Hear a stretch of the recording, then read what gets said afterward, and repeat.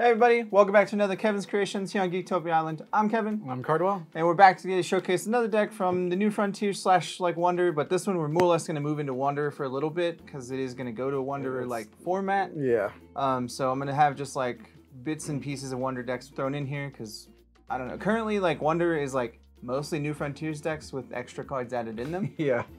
With extra steps, that's all it is. Yeah, it really is just that. There is extra stuff you can put in there, but a lot of the other old Wanderer rulers kind of got outclassed by the new stuff. Oh, yeah. But it is what it is when you go to a format like that. But we're going to see what we can do with one of the old rulers, or one of the oldish rulers, and see where it goes. Yeah.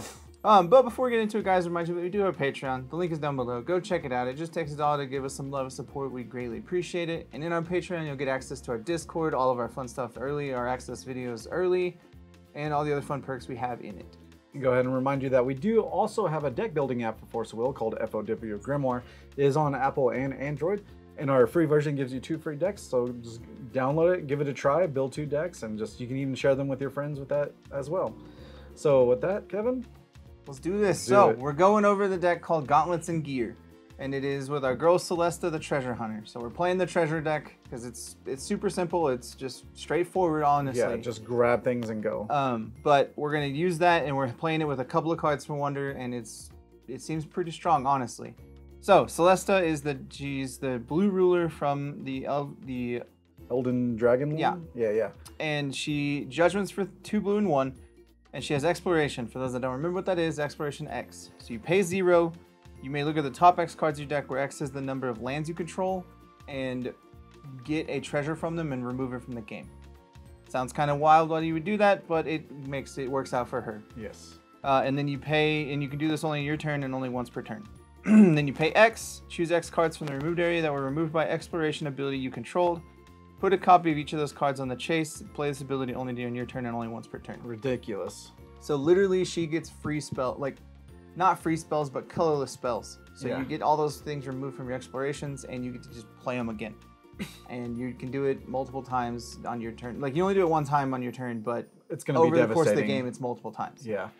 And then she judgments into it, and 1/1.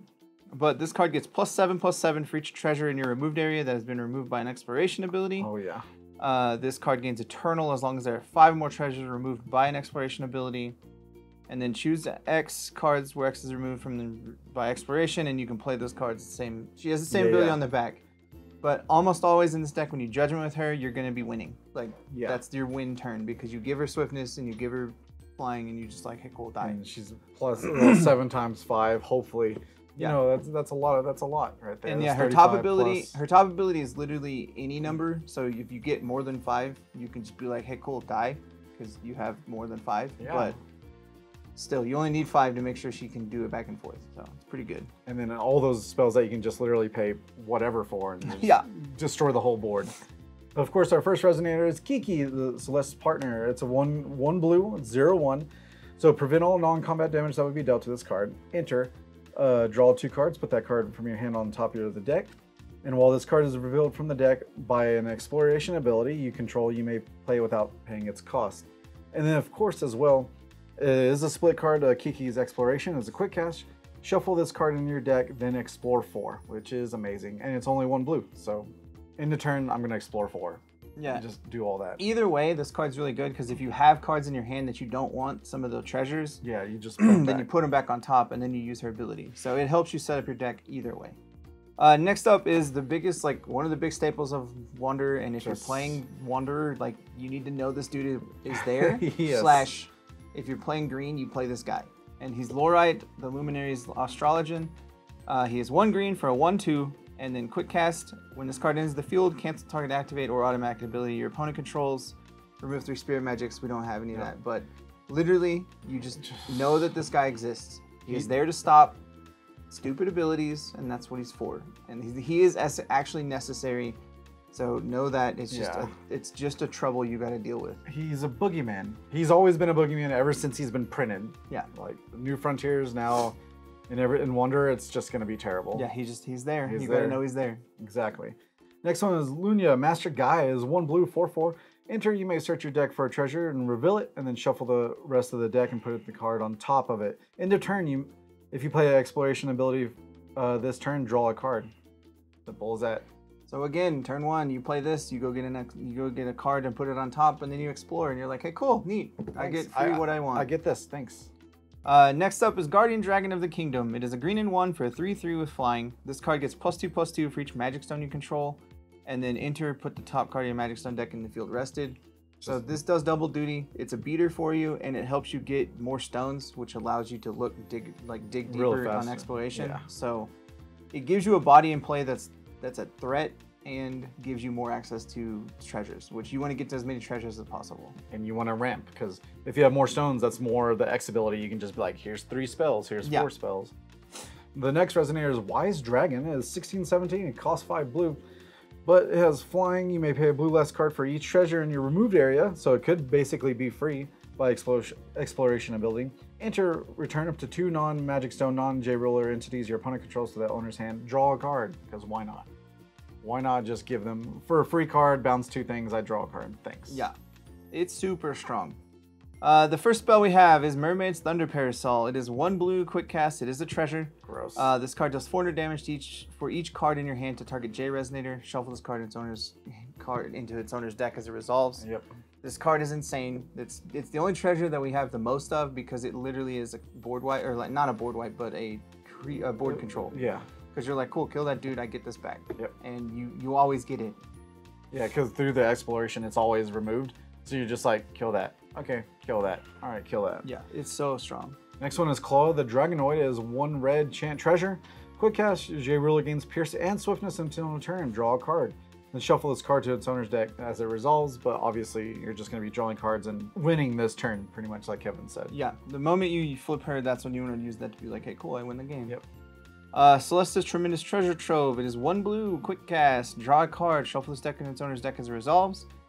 Treat this card in your removed area as 2 treasure with different names, as long as it's still just 1 card and all copies of this share the same 2 names. So essentially, if you get this one first, it counts as 2 extra names in your removed area from an exploration, but they don't stack, so you can only get 1, and it's silly. It's super nice though, because it literally helps you get there quicker. Exactly. Next one is Armor the Demon. It's 1 darkness chant treasure. Quick cast. J Resonators you control gain Drain and Bane until end of turn. Shuffle this card until as it resolves. It's just good if you just want to gain life that turn for no reason, especially with your big old green dragon beater stick. Yeah. Dispelling Stone. It is 1 white, quick cast, destroy target addition, draw a card, shuffle this back. So it's again another treasure that's super good. It's got a lot of utility right now because you're like, hey, kill that thing, shuffle this. Yeah, done.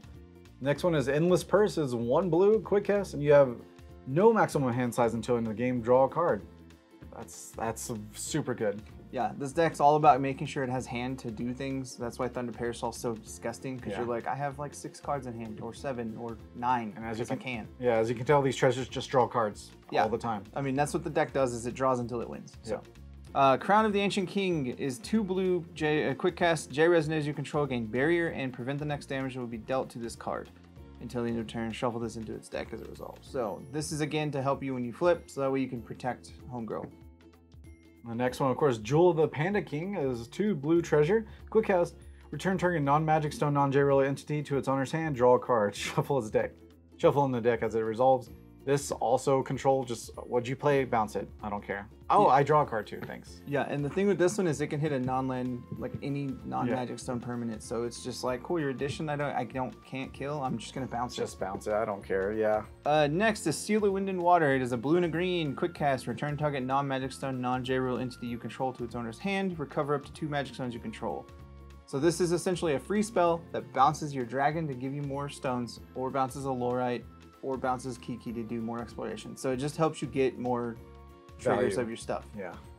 The next one is the Grimoire, the 7 Luminaries. It's 1 green and 1 treasure. Quick cast, you gain 200 life for each Magic Stone you control. Shuffle this in the deck as it resolves. And this will just keep gaining. Every turn, if you're just paying 3 to cast 3 spells, you might as well just gain life every turn too. And the thing is, when you use her ability, these things that cost 2, you only have to pay 1 because that's what her ability reads, is you pay the 1 mana and does things.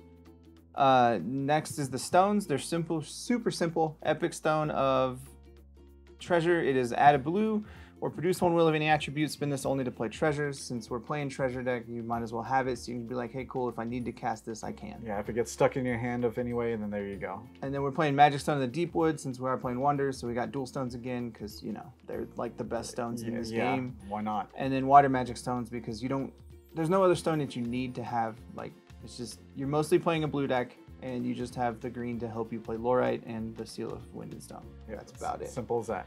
Overall, though, the deck is super strong. It has been really strong. It's been a minute since it's seen play, but I think it'll catch a lot of people off guard.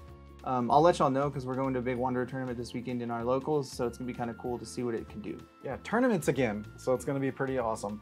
Yeah, I agree with Kevin. The fact that you're just like every turn, I get to control the board, and you can't do anything about it. Yeah, and if a Thunder Parasol is removed, then your life is much harder because you're just like, kill that, kill that. Every turn until I get what I need, I can kill your stuff. Yep. Overall, though, this deck's super fun.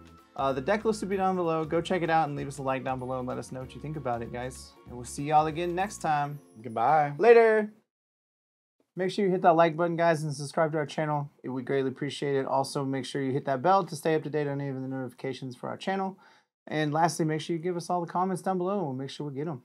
And just to remind you that we do have a Patreon. It only takes $1 to subscribe. But for those Mythic and above Patrons, we like to give you a super thanks. And that would be Ryan and Magic Dragon Games. We appreciate it. Thank you very much. Thank you, guys. We love you.